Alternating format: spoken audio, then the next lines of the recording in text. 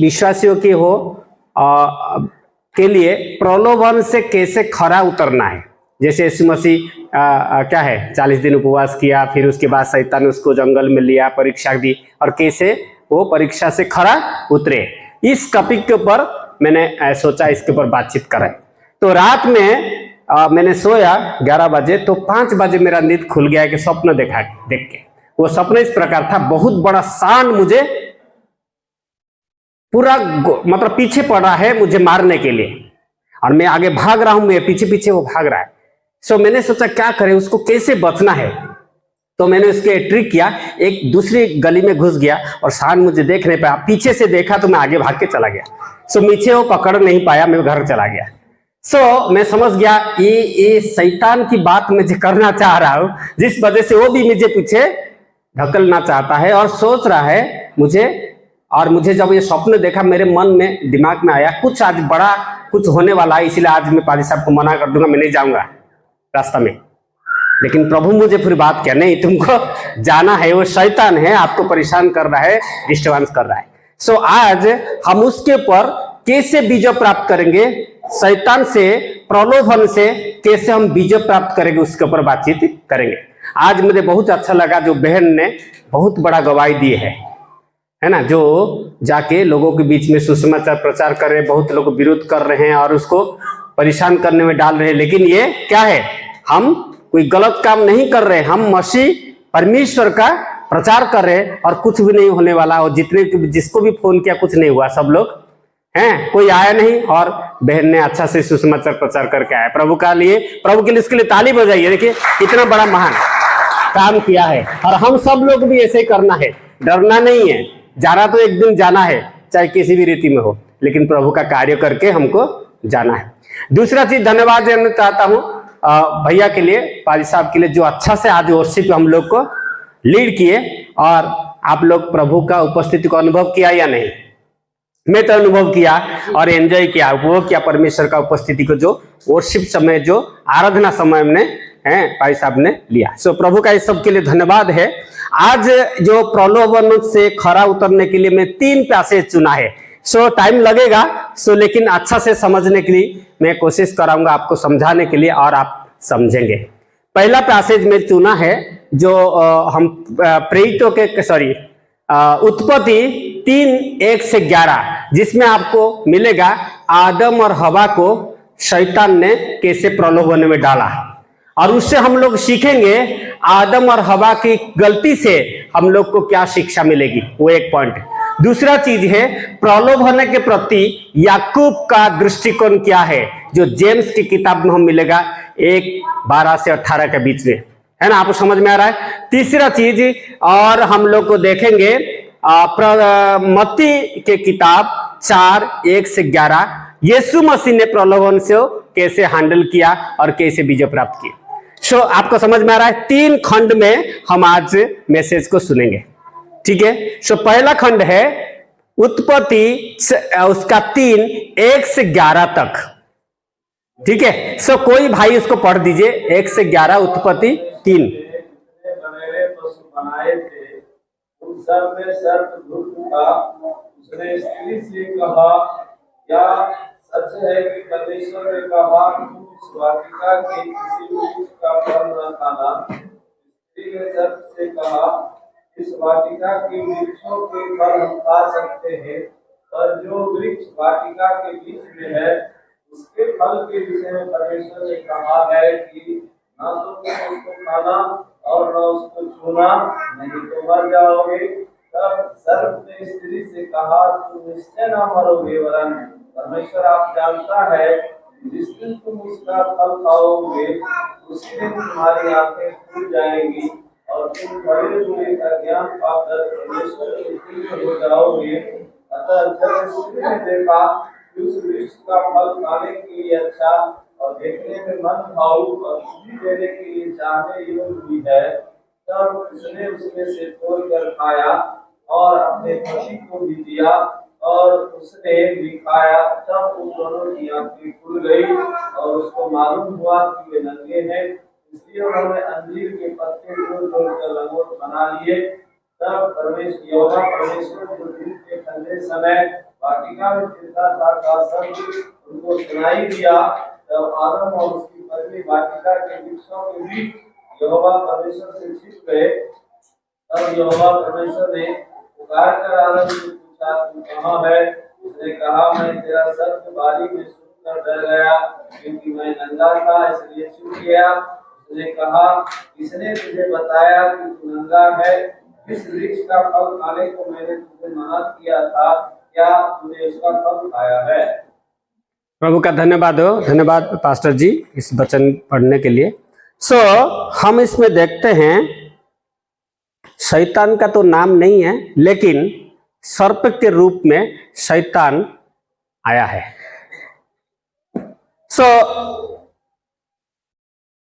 एक सवाल है सबके लिए, ये शैतान या सांप जो भी आप समझो, हवा के पास क्यों आया? आदम के पास क्यों नहीं आया? इसमें लिखा है ना, हवा के पास आया और पूछा। तो इसमें आपको कुछ समझ में आ रहा, हवा के पास क्यों आया, आदम के पास क्यों नहीं आया? आदम के पास जानकारी थी क्या? हवा को पास भी जानकारी थी, हवा को भी आदम में बता था, दोनों का जानकारी थी। परमेश्वर पहले नर की रचना की। अच्छा,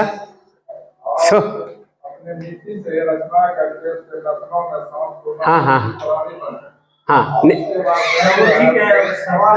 सवाल है हवा के पास सांप क्यों आया, आदम के पास क्यों नहीं आया? मैंने इसके लिए बहुत तर्जमा की और मुझे कमेंट्री अच्छा इसलिए उनके पास नहीं गया शैतान। मैं भी उसके ऊपर बहुत तर्जमा की। ऐसा नहीं है जे हवा कमजोर था या ज्ञान में कमी थी आदम से, इसलिए शैतान उसके पास गया, ये नहीं है, ये बात नहीं है। मैंने कमेंट्री वगैरह ढूंढा, बहुत सारी किताब पढ़ा, वो चीज नहीं लिखा है नहीं हवा कमजोर थी या आदम से थोड़ा सा ज्ञान में कमी थी, है ना, इसीलिए उसके पास आया।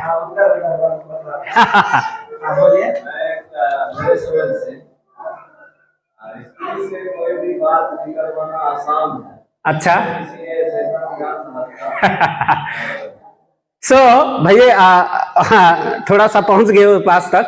मैंने एक कमेंट्री पढ़ा, इसमें ये लिखा है जल्दी बहकाम में स्त्री लोग आ जाते हैं। समझ में आ रहा है? जल्दी किसी के ऊपर भरोसा कर लेते, किसी के ऊपर भरोसा जल्दी कर लेते। ये हो सकता है, मैं कहता हूं ये है या नहीं, वो ये हो सकता है। दूसरा चीज, महिलाएं किसी चीज को जानने के लिए ज्यादा कोशिश करते हैं, क्यूरियस, जिज्ञासा है ज्यादा इस चीज को जानने के लिए। ये हो सकता है 2 रीजन, बाइबल में इसका आंसर नहीं है क्यों आया, लेकिन जो भी हो शैतान हवा के पास आया है ना, और उसको संदेह में डालने के लिए, परमेश्वर और हवा के बीच में संदेह पैदा करने के लिए शैतान उनके पास आया, है ना। दूसरा एक चीज मैं आपको एक एक चीज समझाऊंगा। शैतान के साथ हवा का बातचीत चल रहा है, शैतान के साथ। बाइबल कभी आपने देखा है शैतान के साथ किसी का बातचीत हो रहा है? इंसान का, परमेश्वर का एक बार बातचीत हो रहा है, आप आयुब की किताब में पढ़ेंगे, हैं आयुब की किताब। शैतान के साथ परमेश्वर का बातचीत हो रहा है। इंसान के साथ कोई शैतान का बातचीत हो रहा है? एक होता है यीशु मसीह के साथ हो रहा है, 4 अध्याय में पढ़ेंगे मत्ती हम लोग, वो भी आके उसी से बातचीत करके लेता है। और किसी में आपको नहीं मिलेगा, शैतान और मनुष्य के बीच में बातचीत हो रहा है। हवा का पहला गलती था किससे बातचीत करना? बाइबल हमको किसी जगह में लिखा नहीं शैतान के साथ बातचीत करो, और हम देख रहे हैं शैतान के साथ हवा ने बातचीत कर रहा है। ये उनका पहला गलती रहा। हमको परमेश्वर के साथ बातचीत करने के लिए बाइबल बताती है, परमेश्वर के साथ संगति रखने के लिए बाइबल बताती है, लेकिन शैतान के साथ संगति करने के लिए बाइबल हमको तो हवा की पहली गलती थी, वो शैतान के साथ बातचीत कर रहा है। याकूब कहता है शैतान को डांटो, वो तुमसे भाग जाएगा, ना कि शैतान के साथ बातचीत करो। याकूब 4 पढ़ेंगे ना, याकूब 4 और उसका 7 आयत में लिखा है शैतान को डांटो, है ना, resist devil and he will flee away from you. उसको डांटो, तुमसे भागेगा, उसके बातचीत करने का नहीं है। जो हम देखते हैं हवा की पहली गलती, किससे बातचीत कर रहा है? हम लोग को शैतान के साथ बातचीत नहीं करना। हम लोग किसके साथ बातचीत करना? परमेश्वर के साथ बातचीत करना, परमेश्वर के साथ संगति करना, परमेश्वर के साथ हम लोग को हमारा जो भी व्यवहार करना, ना कि शैतान के साथ करना। ये पहला चीज। दूसरा चीज, अच्छा शुरुआत करी, हवा ने अच्छा शुरुआत करी। जब आपके शैतान उसको आके बताया, क्या तुमको परमेश्वर ने कहा कि इस बगीचा किसी का फल खाना है? तो हवा ने क्या कहा? हवा ने कहा, क्या लिखा? हाँ, उसने स्त्री से कहा क्या सच है परमेश्वर ने कहा तुम इस वाटिका किसी वृक्ष के फल न खाना? स्त्री ने सर्प से कहा इस वाटिका के वृक्ष के फल हम खा सकते हैं, पर जो वृक्ष वाटिका के बीच में है उसके फल के विषय में परमेश्वर ने कहा न कि तुम उसको खाना, न कि उसको तुम छूना, नहीं तो तुम मर जाओगे। इसका मतलब हवा को पता है परमेश्वर ने जो कहा है, उसको दिमाग में ये सर्प को जवाब दे रहा है ना, परमेश्वर ने हमको कहा है इस वाटिका के सारे वृक्ष का फल खाना, लेकिन बीच में जो फल लगा हुआ है वाटिका का वृक्ष, उसके फल नहीं खाना। उसका मतलब उसको जानकारी है। भैया कह रहे थे उसको पता नहीं है। हाँ भैया, इसमें लिखा है ना, हवा को जानकारी है, जवाब दे रहे ना, परमेश्वर ने कहा इस फल का नहीं खाना, उनको जानकारी है। समझ में आ रहा है? जानबूझकर और हवा उसे बातचीत कर रहा है, और हवा बातचीत करते समय भी थोड़ा सा गलती किया। परमेश्वर कहना इस फल खाओगे तो मर जाओगे, ये क्या कहा? ना छूना ना खाना। छूने की बात परमेश्वर उसको नहीं किया। उसका अगर दूसरी चैप्टर पढ़ेंगे उसमें लिखा है तुम खाओगे तो मर जाओगे, छूने की बात नहीं करी। हवा भी थोड़ा सा बातों को इधर उधर करी। समझ में आ रहा है? शुरुआत हवा ने सही की, उसको जानकारी भी ही ये फल नहीं खाना है, फिर भी वो खा लिया। उसके आगे हम बताएंगे क्यों खा लिया। तीसरा चीज हम देखेंगे क्या किया है। शैतान चाहता था कि हवा और ईश्वर के बीच में एक संदेह पैदा करे, तो शैतान उसको करा, अरे ये बात नहीं है, परमेश्वर जानता है तुम जब और फल को खा लोगे तुम परमेश्वर की तुल्य हो जाओगे और तुम्हारा आंख खुल जाओगे और तुम भले और बुरे की बातों को समझ पाओगे। भ्रम पैदा किया। शैतान हमेशा भ्रम पैदा करता है, और हवा को भी आके भ्रम पैदा किया। क्या आपकी मन में कभी ऐसा भ्रम पैदा होता है, मैं सच में प्रभु को ग्रहण किया है या नहीं, मेरा पाप सच में क्षमा हुआ है या नहीं, हैं? क्या स्वर्ग में सच में जाऊंगा? हैं? सच में मेरा पाप क्षमा हुए हैं? सच में यीशु मसीह मेरे लिए कालवरी पर मारा गाड़ा गया, तीसरा दिन जी उठा? कभी कभी आता है ना मन में। सच में हम जो रीति रिवाज कर रहे हैं, मसीह को मान रहे हैं, सही है क्या? इसके द्वारा हम स्वर्ग जाएंगे? ये शैतान हमारा दिमाग में डालता है, तुम्हारा पाप क्षमा नहीं हुआ। अरे इतने बड़ पापी हो तुम, रोज दारू पीते हो, कैसे तुम्हारा पाप क्षमा होगा? थोड़ी तुम्हारा पाप क्षमा होगा। गलत कर रहे तुम, मसाला खा रहे तुम हैं, और गाली दे रहे तुम, कैसे तुम्हारा पाप क्षमा होगा? हमारा मन में क्या करता है? डाउट पैदा करता है। और जब ऐसा चीज होता है, हमको क्या करना है? शैतान को डांटना है। यीशु मसीह मेरे लिए मारा गया, गाड़ा गया, तीसरा दिन जी उठा, और शैतान के ऊपर और मृत्यु के ऊपर यीशु मसीह ने विजय प्राप्त किया, और मैं यीशु मसीह का हूं, तो शैतान मेरा कुछ नहीं कर सकते। कभी कभी डाउट हमारा मन में आता है, हम लोग को परमेश्वर क्या है, यीशु मसीह को याद करके उस समय शैतान को डांटना है, ना कि हवा की तरह उसकी बातों में आ जाना। चौथा चीज हम देखेंगे, और उसमें क्या किया? खाया, और किसको दिया? हाँ? आदम को दे दिया खाने के लिए, और आदम चुपचाप खा लिया। आदम बोल सकता था, अरे तुम फल क्यों खाया? परमेश्वर मनुष्य को एक स्वतंत्र इच्छा दिया है। हवा को दिया, आदम को दिया। अगर हवा खा लिया, आदम आया पास में, तो आदम कह सकता था तुम फल क्यों खाए, तुम खाने खाओ, मैं नहीं खाऊंगा, कह सकता था या नहीं? आदम कुछ कहा क्या? आदम कुछ नहीं कहा।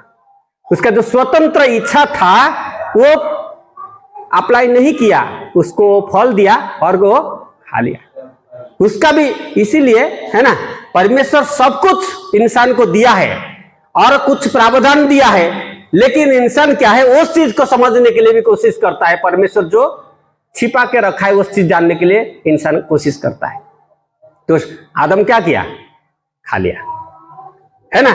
सो मनुष्य, स्त्री और स्वामी को एक साथ परमेश्वर रखा है, तो क्या है, एक दूसरे को प्रोत्साहित करना है, उठाने के लिए, ना कि नीचे।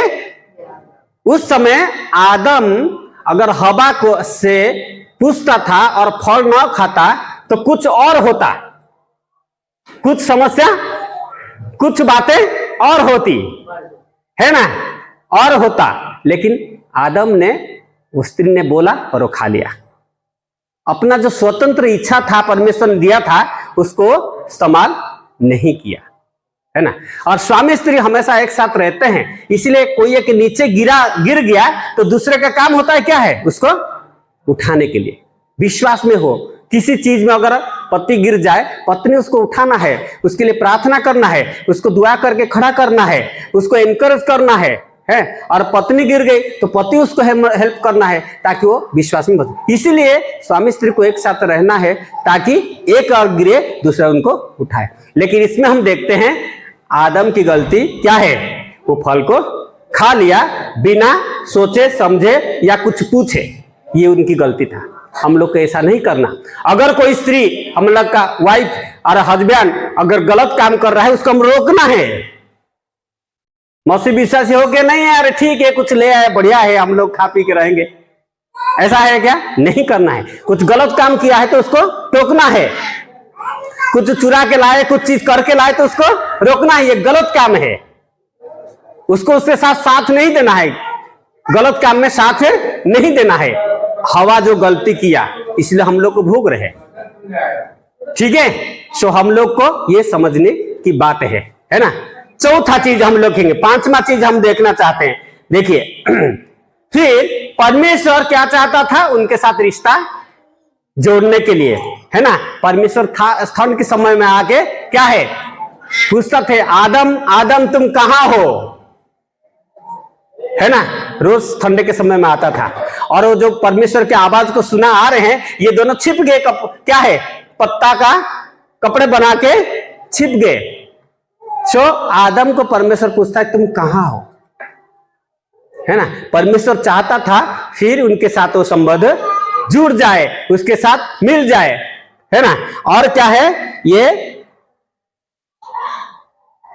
और कहा तो मैं नंगा हूं, आपसे मैं डर रहा हूं। पहले डरता नहीं था, अब कह रहा मुझे डर लग रहा है आपसे बातचीत करने के लिए, क्योंकि मैं नंगा हूं। तो परमेश्वर ने कहा क्या तुमने फल खा लिया क्या, है ना। देख रहे, तो परमेश्वर फिर भी उनके साथ रिश्ता बनाने के लिए आता है। सो एक चीज हम लोग को ये समझना है, परमेश्वर आपको आज पूछ रहा है आप कहां है, किस जगह पे है, आपकी स्थिति कैसा है, आपका आत्मिक जीवन कैसे है, आप क्या परमेश्वर के अच्छा संबंध बना रहे हैं, क्या आप वचन को पढ़ रहे हैं, क्या आप रोज चर्च आ रहे हैं, हर संडे वचन को सुन रहे हैं, क्या आप दशमांश दे रहे हैं, क्या इस मसीह विश्वास में आगे होके बढ़ रहे हैं, है ना। परमेश्वर आपका जो पूछ रहा है, आदम हवा कहां हो तुम, किस स्थिति में है, किस स्थिति में तुम्हारा जीवन है, किस स्थिति में तुम्हारा परिवार है, किस स्थिति में तुम गुजर रहे हो, क्या उसी स्थिति में है जो दारू पी रहे उसी स्थिति में है, क्या आप गंजा खा रहे उसी स्थिति में है, क्या आप मसाला खा रहे उसी स्थिति में है, गाली दे रहे इसी स्थिति में है। उसमें क्या है, आपको निकल के आना है, हमारा स्थिति सुधरना है ना। पांचवा छठा चीज हम कहना चाहते हैं, आदम और हवा को पाप स्वीकार करने का एक मौका मिला। जब परमेश्वर ने उसको कहा तुम कहां हो, तो उस समय क्या होना चाहिए था, आदम हवा परमेश्वर के पास आके माफी मांग सकते थे, प्रभु जी हमारा गलती हो गया। लेकिन उसमें क्या हुआ, वो एक दूसरे को, आदम कह रहा है तुमने जो स्त्री मुझे दिया वो फल मुझे दे दिया, मैं खा लिया। स्त्री कह रहा है वो सर्प मेरे आके भड़काया, सब तो मुझे बोला खा लिया, है ना। एक दूसरे को है बदनाम करा रहे, एक दूसरे को ये कह रहे हमको ये दिया खाने के लिए, सिवा परमेश्वर के सामने आके माफी मांगने का। वो एक मौका था, परमेश्वर उनको जो पूछ रहा है तुम कहां है, तो वो लोग क्या कर सकते थे, अपना पाप को स्वीकार कर सकते, प्रभु यीशु मसीह परमेश्वर के सामने घुटना टेक सकते थे, माफी मांग सकते थे। शायद और कुछ सिचुएशन होता, अगर उस समय माफी मांगते तो परमेश्वर उनको दंड नहीं देता और कुछ होता। लेकिन ये लोग आके क्या किए, एक दूसरे के ऊपर आरोप लगाते रहे, है ना। सो जब हमको मौका मिलता है माफी मांगने का, जितने भी गलती करें आप माफी मांगना चाहिए। ये एक मौका है।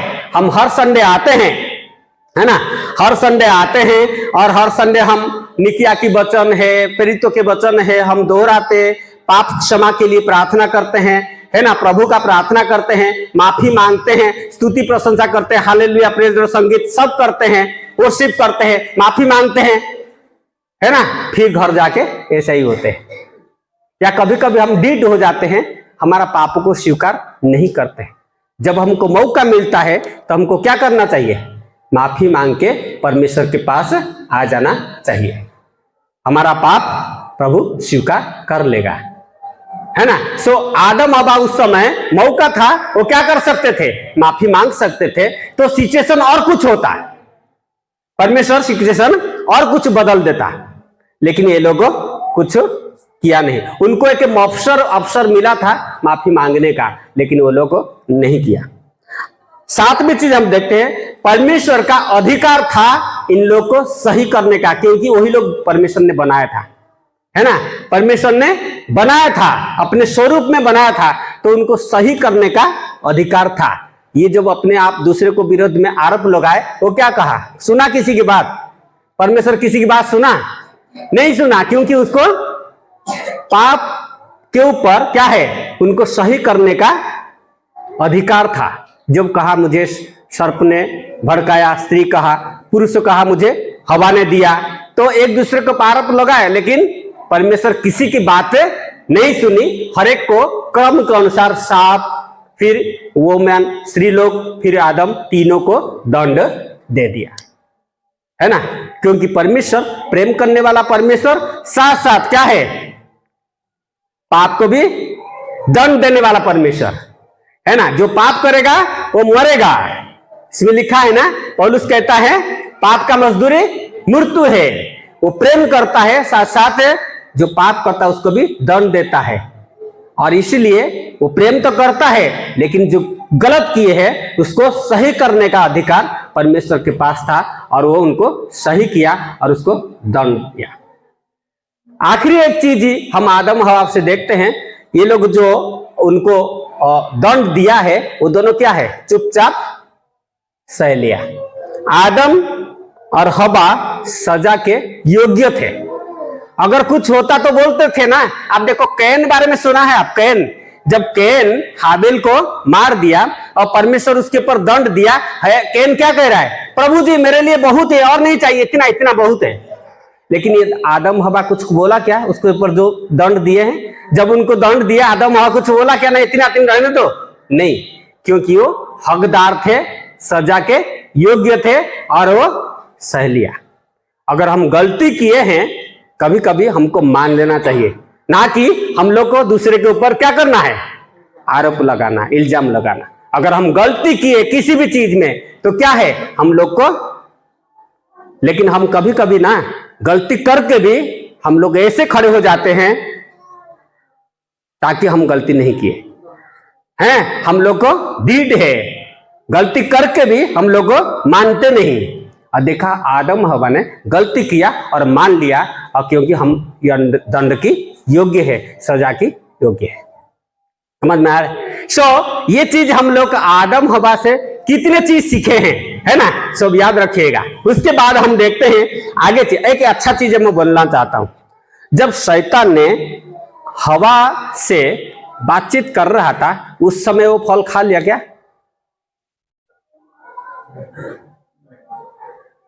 जब शैतान हवा के साथ बातचीत कर रहा था, आपका दिमाग को मैं खोलना चाहता हूं, बातचीत करता उस समय फल खाया क्या? नहीं खाया, नहीं खाया। कब खाया? कहने के बाद। और कैसे खाया? जब वो फल को देखा, है ना, देखने में मन भावन, खाने में अच्छा, और बुद्धि प्राप्त करना है, ज्ञान बढ़ेगा। जब वो सोचा तब जाके वो फल को, पाप का प्रभाव हमारे ऊपर पड़ता है।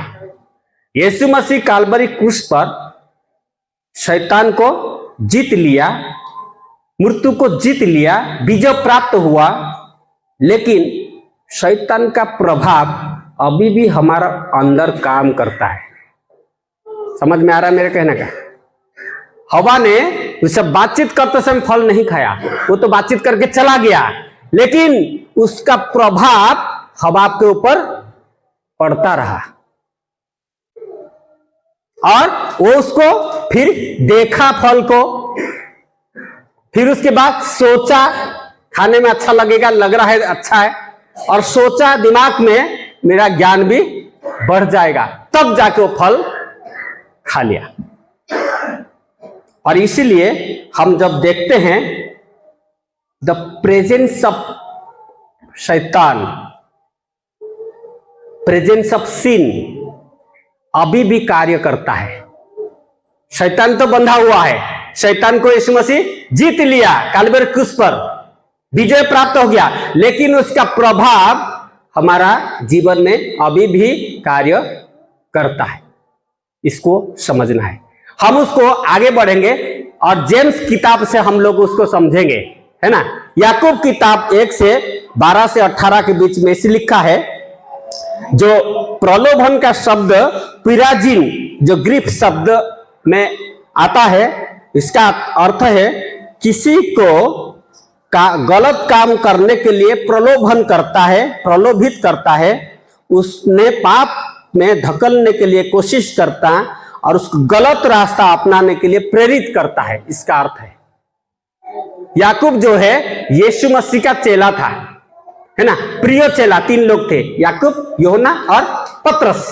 उसमें तीनों इनर सर्कल में थे, और याकूब यीशु मसीह के साथ था, तो वो जानता था चीजों को क्या है, और वो बता रहा है, 2 चीज बता रहा है।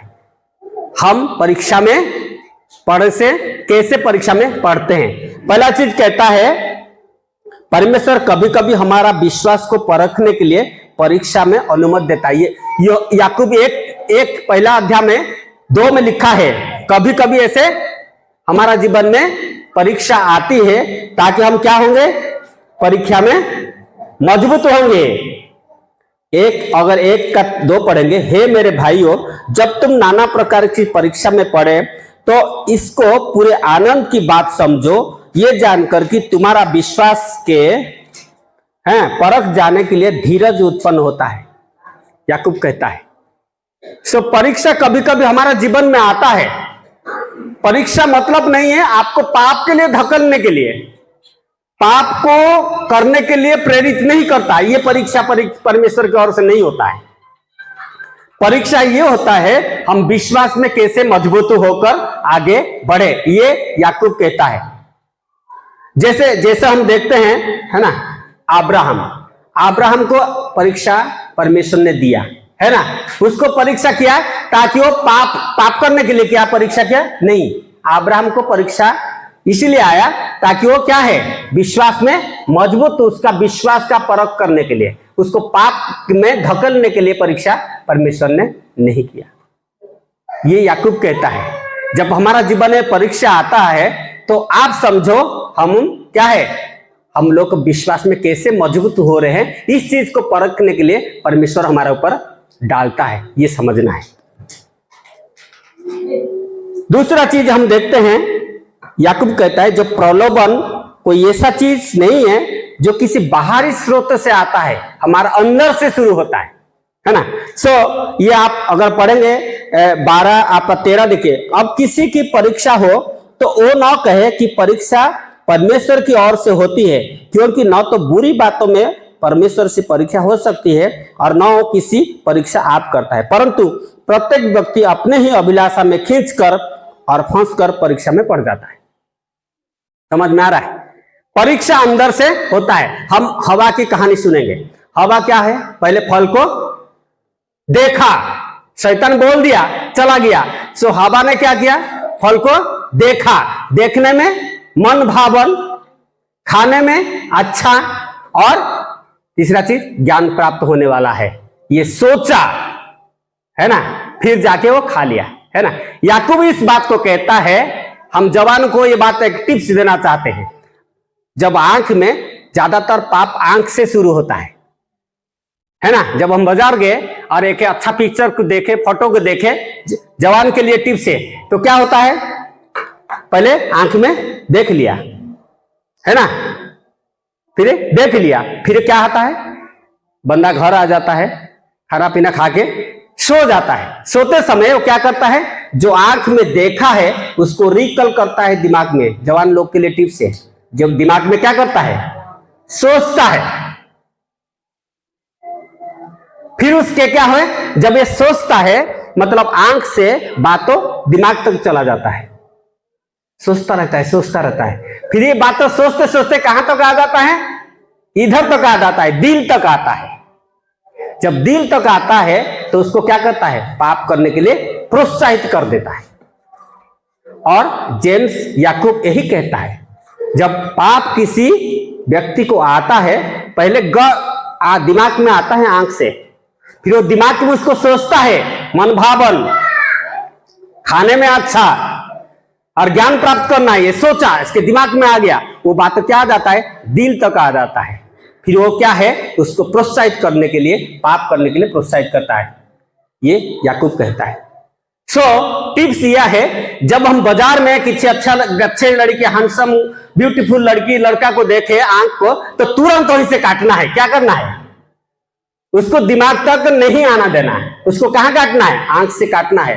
ये परमेश्वर का सृष्टि है, ये परमेश्वर का सृष्टि है। ये गलत नजरिया से आंख में देखना नहीं, ताकि दिमाग तक आए और रात में उसके बारे में सोचे।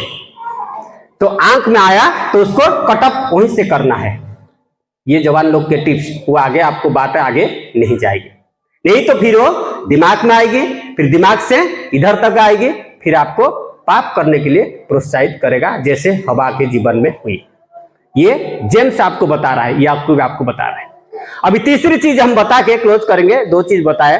तीसरी जो हमारा जो खंड था, मती निकालेंगे। यीशु मसीह कैसे उसको हैंडल किया, मती हम निकालेंगे 4।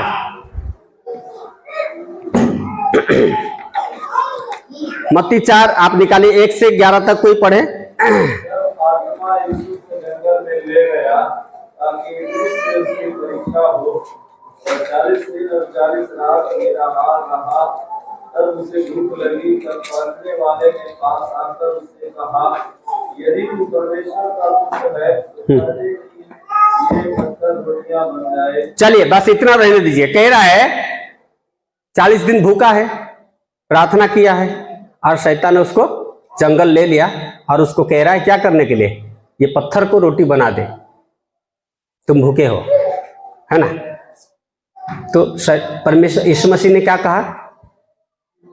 मनुष्य केवल रोटी से नहीं बचा, नहीं, परमेश्वर के वचन से बचेगा। उसको जवाब दिया किसने? वचन से। उसको जवाब दिया वचन से। सो शैतान जब आपके जीवन में आता है कुछ प्रलोभन और तरीका लेके, हम उसको क्या देना है? जवाब वचन से जवाब दे। देखो ये शैतान और यीशु मसीह के साथ जो बातचीत होता है, वो भी शैतान कोट करता है वचन से, और यीशु मसीह भी कोट करता है वचन से। इसके बाद शैतान दूसरी रास्ता पकड़ लेता है। ये यीशु मसीह को हम वचन से टिक नहीं सकते, वचन के द्वारा बातचीत करके टिक नहीं सकते, इसीलिए क्या है, वो दूसरी रास्ता तरीका अपनाता है। तो अगर हम जीवन में ऐसा प्रलोभन आता है, उसको वचन से हमको टोकना है, वचन से हमको जवाब देना है ना। और भजन संहिता 119 में लिखा है, 119 में क्या लिखा है, तेरे वचन को मेरे हृदय में रख छोड़ा है ताकि तेरे विरुद्ध में पाप न करे। पाप से बचने का एक ही तरीका है, वचन को हृदय में रखना है। इसीलिए वचन से हम लोग को क्या करना है, जो भी प्रलोभन हमारा जीवन में आता है, शैतान प्रलोभन देता है, वचन से उसको खंडन करना है। कलीसियन पत्र में लिखा है, कलीसियन 3 है ना, तेरे वचन को मेरे हृदय में अधिकाई से रख छोड़ा है, तेरे वचन को मेरे हृदय में अधिकाई से रखने छोड़ा है। वो कहता है वचन को अपने जीवन में अधिकाई से रखा है ताकि हम पाप नहीं करें, तेरे विरुद्ध पाप नहीं करें। जब हम वचन को अपने जीवन में अधिकाई से देते हैं तो हमको क्या होता है, शैतान से दूर होना होगा और हम पाप से बचेंगे, है ना। लेकिन भूख कभी कभी हमारा जीवन में बहुत गलत कर लेता है। आप देखा, एक स्टोरी मुझे याद आ रहा है, हाँ क्या नाम, जाकब का भाई का नाम भाई साहब क्या है, एसाव क्या किया आपको पता है? जब जाकब कुछ अरहर का दाल, ऐसे लिखा है बाइबल में, लाल का दाल कुछ बना रहा है और भूखा में आया और क्या कहा, मुझे थोड़ा खाना दे दो। वो कह रहा नहीं है, मैं नहीं दूंगा। कह रहा तुम तेरा बात राइट दे दो मुझे, तुम्हारा जन्म अधिकार मुझे दो तब दूंगा। कह ले लो, भूख के लिए अपना अधिकार को भी खो दिया। भूख जो है एक टेम्पटेशन है। कभी कभी आप लोग फास्टिंग करते समय बीच में आता है, छोड़ दो, हो गया आधा दिन तो हो गया, जाके खा लो, पानी पी लो, है ना, होता है। लेकिन हम क्या करना है, उसको वचन से उसको रोकना है, वचन से उसको जवाब देना है। प्रलोभन जब हमारा जीवन में आता है, वचन से उसको जवाब देना ताकि हम वो चीज को नहीं कर सकते, है ना। दूसरा चीज हम देखते हैं, शैतान क्या किया, उसको मंदिर के लंगर के ऊपर चढ़ा के ले लिया। क्या बोला उसको, नहीं दंडवत की बात रही है। क्या कहा, गिर जाओ और मैं तुम्हारे वचन में लिखा है तो स्वर्गदूत को भेजेगा, तुमको बचा लेगा, हैं? हाँ, हाथ उठा लेगा। यीशु मसीह ने क्या कहा, तुम अपने परमेश्वर को परीक्षा में न डाल। कभी कभी यह होता है ना, हम पावर को, सामर्थ को, परमेश्वर की सामर्थ को गलत चीजों में इस्तेमाल नहीं करना। और यीशु मसीह पावर को गलत चीज कर सकता था या नहीं? यीशु मसीह अगर बोल सकता था तो परमेश्वर उसके पास दूत भेज देते इसको बचाने के लिए, करता है या नहीं करता? नहीं किया। रोटी को, ये पत्थर को रोटी बना सकता है या नहीं? लेकिन किया है क्या? नहीं किया। वो पावर को इस्तेमाल नहीं किया उस चीजों में, है ना। ये है, हमें जो आध्यात्मिक शक्ति दिया गया उसने अपने स्वार्थ के लिए, अपने परिवार के लिए उसको इस्तेमाल नहीं करना। और यीशु मसीह ने नहीं किया। चाहता तो कर सकता था, पत्थर को रोटी बना सकता था और गिराने से उसको दूध को बुला सकता था, उसको बचा सकता था, लेकिन वो नहीं किया। एक जगह में किया है, पता है, जो 5000 लोग थे, खाने के लिए कुछ नहीं था, 5 रोटी 2 मछली था। यीशु मसीह ने क्या किया? उसको प्रार्थना किया, पावर लगाया, 5000 लोग को खा गए, बच्चे और महिला को छोड़ के। और कितना टोकरी बचा? 12 टोकरी। दूसरा एक जगह में वो पावर को इस्तेमाल किया, है ना। 7 रोटी था, 7 रोटी आशीष दी, प्रार्थना की, कितना हो गया? 4000 लोग खाए और कितना टोकरी बचा? 7 टोकरी बचा। 2 जगह में मरकुस किताब में आपको मिलेगा, एक 8 में एक पहले। वो पावर को इस्तेमाल किया या नहीं? लेकिन इस जगह में वो पावर को इस्तेमाल, आध्यात्मिक शक्ति का जो पावर हमको दिया गया उसको हम गलत चीजों में इस्तेमाल नहीं करना। ये एक टेम्पटेशन है। जो बड़े बड़े पोजीशन में है ना, नौकरी पोजीशन में, वो चाहते तो परिवार सभी लोग को नौकरी दे देंगे, है? देना है क्या? नहीं देना है, गलत तरीके से नहीं देना है। जो ऊंचे पोजीशन में है, इसका पावर उनके पास है, इसका मतलब नहीं वो सबको नौकरी दे दे। वो पावर को इस्तेमाल सही तरीके से करना। यीशु मसीह अपने पावर को सही तरीके से इस्तेमाल किया, इसमें नहीं किया जो उनको करना था, नहीं किया।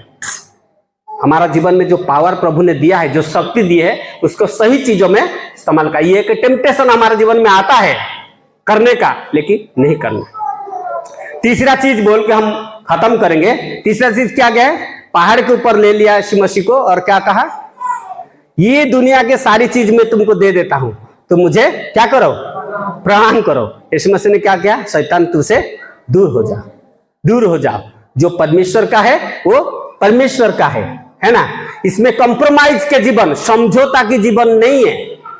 मसीह जीवन समझौता की जीवन नहीं है। यीशु मसीह भी यही किया है ना। वो कहा मुझे नहीं चाहिए, लेकिन परमेश्वर को प्रेम करना, परमेश्वर को प्रणाम करना मेरा प्रथम काम। तुमको शैतान को हम प्रणाम नहीं करेंगे। समझौता की जीवन मसीह जीवन नहीं है ना।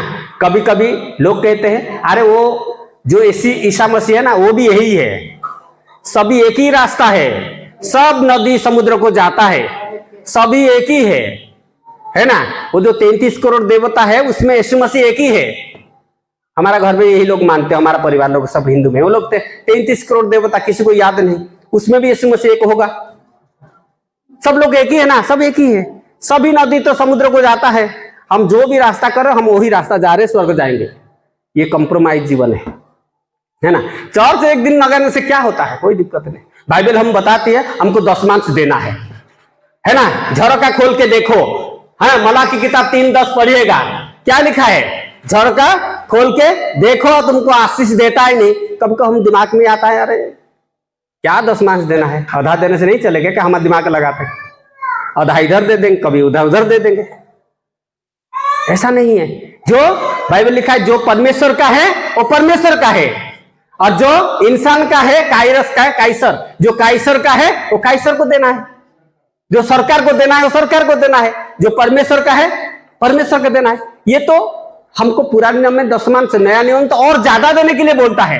2 कोरिन्थियर 6 पढ़ेंगे, 9:6 में लिखा है सो खुशी में दीजिए। दशमांश तो है ही है, वो नॉर्मल है, वो तो होता ही है। आप सो खुश में हर्ष है, हर्ष से देना है। दशमान के बाद भी हर्ष से देना है, कुड़कुड़ा के नहीं, परमेश्वर को हर्ष से देना है। जितना भी दे सकते हैं, क्योंकि वो तो हमारा ही है, वो परमेश्वर का संपत्ति हमारा ही है ना। जो हमारा है वो किसका है? परमेश्वर का है। परमेश्वर हमको सबको दिया है, सो जो भी हमारा है उनका भी है वही चीज। तो सो खुशी में देना है।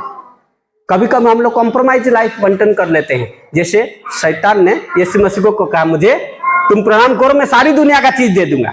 हम लोग कभी कभी इसमें आ जाते हैं झांसा में, अरे ठीक है आधा देने से चलेगा, इस बार चल दीजिए। आज चर्च न जाने से क्या दिक्कत है? हर समय तो जाते हैं, प्रार्थना मीटिंग हर समय जाते हैं, आज न जाएंगे क्या दिक्कत हो जाएगा, कल सुन लेंगे, कल पढ़ लेंगे। ऐसा नहीं। मसीह जीवन कॉम्प्रोमाइज, समझौता की जीवन नहीं है।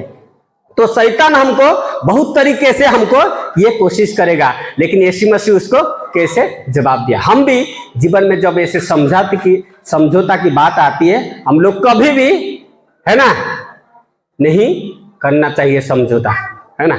और एक ग्रुप है हम जानते हैं मसीह में, वो 7 डे एडवांटेज, जैसे ये सैटरडे में कुछ भी नहीं काम करते, एग्जाम डेट आएगा तो एग्जाम नहीं देंगे, पता है। 7 डे एडवांटेज ऐसे कि मसीह ग्रुप है, सैटरडे को मानते हैं साबात के दिन, उस दिन कुछ भी नहीं करते, एग्जाम आएगा तो एग्जाम ही नहीं देंगे, जाएंगे नहीं एग्जाम देने, फेल हो जाएंगे 1 साल। वो लोग इतना मानते हैं वो चीज को, समझौता नहीं करते। और हम लोग मुस्लिम भाई लोग देखे जो नमाज